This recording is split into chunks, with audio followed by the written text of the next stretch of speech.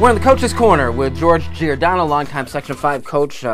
These 30 years worth. Do you miss being out there in the field? Yeah, it's been a long time, and I really do a lot in the off season with a lot of local teams. So I'm able to get to see a lot of teams in camps throughout the course of the summer and early spring. So it really has been a nice transition for me. Yeah, we know you mostly from your years at Greece Olympia, which were pretty great years, right? We had a lot of fun over there at Olympia, and yeah, it's been a long time. All right, well, so you're going to break down the Section 5 for us as we look at our two bigger classes, and we've gone from the quarterfinals to the semifinals.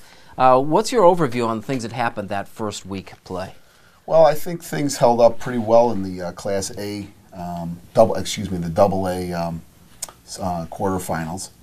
The A finals, I think we pretty much stayed to form with the teams that were probably supposed to win. There weren't very many upsets, but one of the big games that I thought was very interesting was the Eastridge-McQuaid matchup, which McQuaid ended up winning in overtime. And you weren't surprised by it because you told me 2 weeks ago, watch out for those guys. Yeah, Eastridge was a very good team this year. They were 7-0 going into the game. They had a home game and let one get away from them at home. And credit McQuaid, Bobby Bates and his staff did a great job preparing for that game.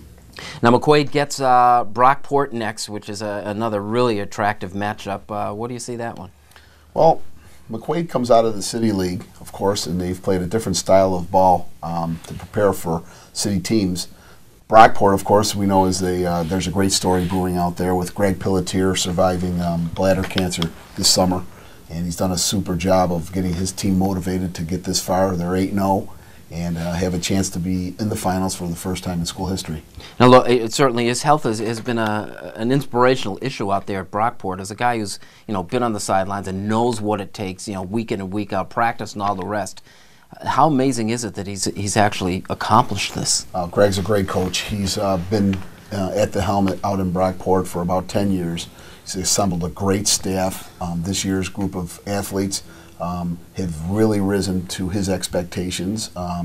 He had a very rough spring and summer, but was able to get to his fall camp, and has done a fantastic job running it. On the surface, I mean, was Brockport as good as they've played, or has he really raised the bar for them, do you think? Well, I think there's some aura, some karma going on out there for Greg. He's always done a great job. You've always had to be prepared for his teams. And I think this just adds a little bit more of a spice to the whole story of being undefeated at this point in the season. So the McQuaid game, how do you see it going? I like Brockport. I guess I think that Brockport's played a little bit tougher schedule. They've got some weapons, but be careful of McQuaid. They're very, very well coached, both on the offensive and defensive sides of the ball. I think they'll come to prove something, and I also think they would like another shot at Aquinas. So. Yeah. There's a little inspiration there, too. That's going to be a great game this weekend. You bring it up. Aquinas lost that game to Erie this year. So is there a chink in that armor, or is this the same juggernaut that we've really become accustomed to seeing year in and year out? I don't think there's a chink in Aquinas' armor at all. I think they're the best team in Section 5. They've got a lot of weapons, both on the perimeter and in the backfield. Their quarterback's doing a fantastic job. I don't think there's a team better up. And it's going to take a monumental effort to beat Aquinas this year in Section 5. In the Double A's, are either Fairport or Hilton up, do you think, to spoiling a rematch between RH and Pittsford in the final? All the games are rematches, of course. These teams have all played one another, with Pittsford being the undefeated team in the class. They did beat RH a couple of weeks ago. Rush Henrietta has handled Fairport in the past.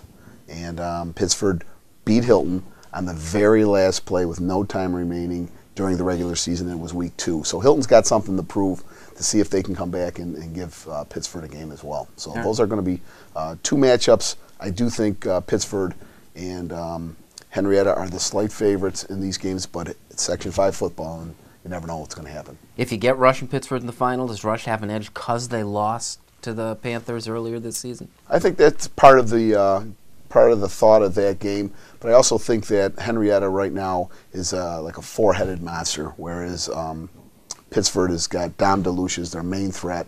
Grant Hyman is their second guy at quarterback position.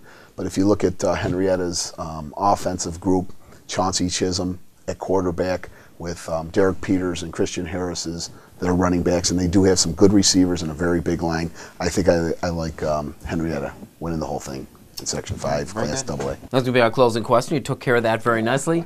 Coach George Giordano, thank you very much for joining us in the Coach's Corner. Great, Bill. Thank you. All right.